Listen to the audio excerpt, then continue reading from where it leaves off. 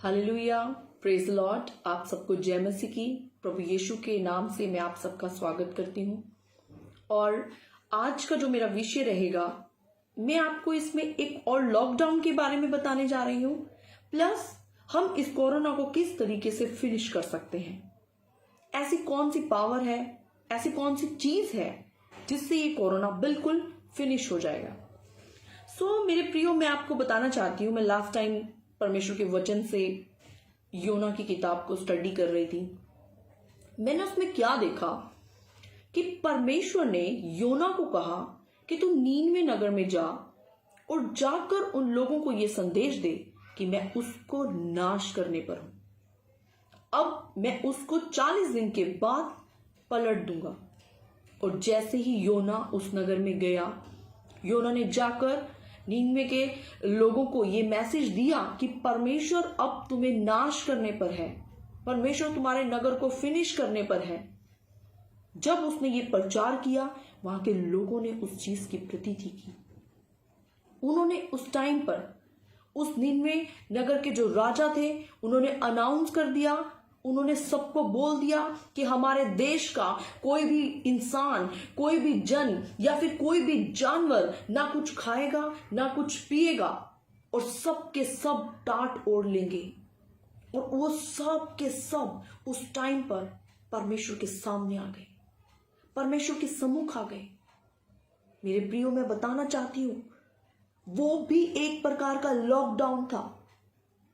उस लॉकडाउन के अंदर उन्होंने सबने खाना पीना बंद कर परमेश्वर के सामने आकर गिड़गिड़ाना शुरू कर दिया कि ए मेरे परमेश्वर, तू हमारे नगर पर दया कर।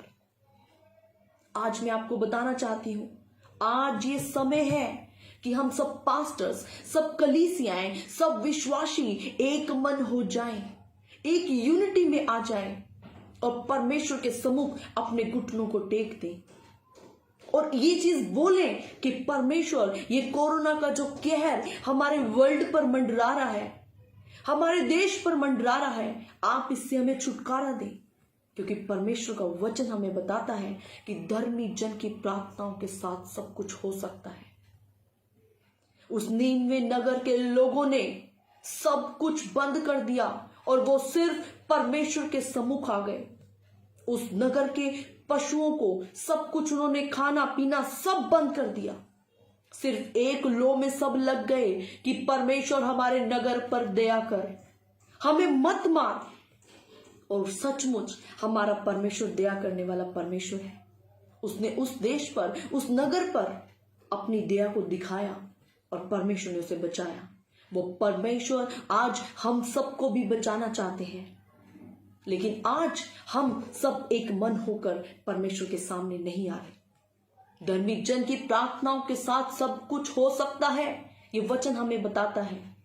मेरे प्रियो, मैं आपको बताना चाहती हूं, आप सब एक मन हो जाएं और घुटनों पर आ जाएं, अपनी सरकार के लिए, अपने उन सब लोगों के लिए प्रार्थनाओं को करें, यीशु के लहू की मांग करें। यीशु का लहू हमें प्रोटेक्ट करेगा और परमेश्वर इस विपत्ति को हमारे ऊपर से फिनिश कर देगा। जिस टाइम हम सब एक मन होकर आ जाएंगे, corona will and soon in the name of Jesus Christ. Hallelujah.